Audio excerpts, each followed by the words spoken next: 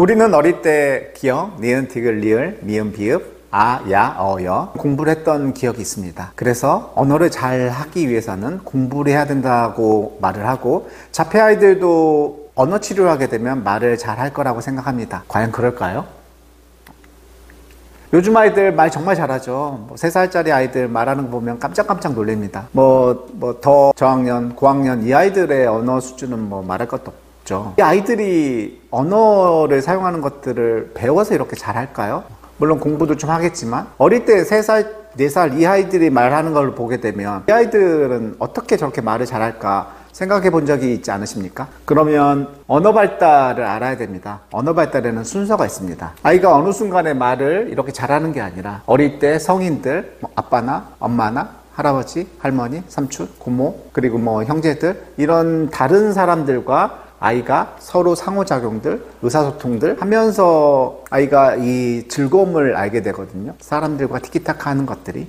그런 즐거움을 알게 되면서 이 사람들의 행동들을 보고 표정을 보고 인물 그 사람들의 소리들을 듣게 됩니다. 다양한 소리를 듣게 되죠. 할아버지의 저음 소리, 그리고 또래들의 고음 소리, 그 중간에 있는 다양한 주파수를 가진 사람들의 소리를 듣게 됩니다. 사람들의 입모양과 소리를 들으면서 매칭을 하게 되고 소리의 의미들을 파악하게 되고 그 다음에 아이들과 또래들과 성인들과 같이 어울려서 놀기 시작합니다. 노는 과정 안에서 재밌기 때문에 언어에 대한 필요성들을 더 느끼게 되고 갈등 상황에서 그 갈등을 해소하기 위해서 더 적극적으로 언어 표현들을 생각해내고 그 아이를 같이 놀기 위해서 다양한 언어를 사용하게 됩니다. 그러면서 다양한 표현들을 이해하게 되고 그 다음에 내 의도와 내 감정들을 표현하기 시작합니다. 자유롭게 말하기가 만들어지는 거죠. 언어 전문가들은 이런 순서대로 언어가 발달된다고 말을 합니다. 제가 여기서 이야기하고 싶은 부분들은 이 아이들이 갑자기 상호작용이 된 게 아니라 이 아이들의 언어 발달의 시작은 목을 가누고 뒤집기라고 배밀이라고 내발기라고 서고 걷고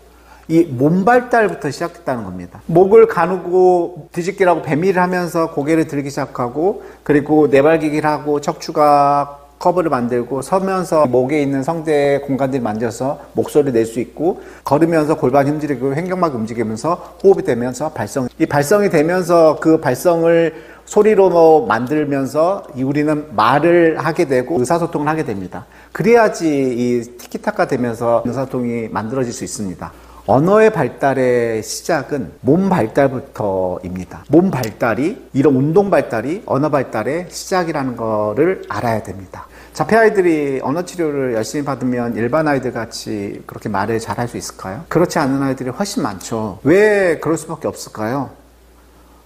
이 언어 발달의 순서를 보면 알 수 있습니다. 가장 기본적인 게 사람들과의 상호작용이죠. 서로 티키타카 돼야지 어느 정도 의사소통이 돼야 되는 거고 이 의사소통이 걸 알아야 됩니다. 그리고 사람들의 표정과 몸짓과 입모양들을 봐야 되는데 이 아이들의 시각은 그렇게 좋지가 않죠. 눈 맞춤이 안 된다는 것은 초점이 안 맞는다는 거거든요. 초점이 맞지 않게 되면 사람의 표정들, 입모양들, 몸짓을 계속 주의 깊게 볼 수 없습니다. 다양한 주파수의 목소리를 들어야 되는데 청지각이 좋지 않기 때문에 말소리를 잘 못 듣죠. 그러면 잘 보지 못하고 잘 듣지 못하게 되면 또래나 이 사람들과의 같이 놀 수가 없잖아요. 그 사람이 얘기하는 걸 내가 못 알아듣는데 아니면 내가 그 사람이 필요한 것들을 내가 눈으로 보면서 파악해야 되는데 그걸 안 되게 되면 아예 소통이 안 되기 때문에 같이 놀 수가 없습니다. 같이 놀지 못하게 되면 언어에 대한 어떤 내적 동기들, 내가 그 사람에게 이것을 설명해 주고 싶어, 아니면 같이 이 부분 놀고 싶어, 내 감정된 표현들이 내가 의도하는 것들이 있는데 그런 것들을 하면서 언어가 확장이 되게 되고 언어 표현이 많아지는데 그런 동기들이 없기 때문에 언어가 한계가 있을 수밖에 없습니다. 이 주입식 교육으로는, 주입식 언어 치료 방식으로는 언어가 확장이 될 수 없습니다. 지금은 조금씩 오를 수 있겠지만 어느 순간에 가면 정체기가 반드시 오게 되거든요.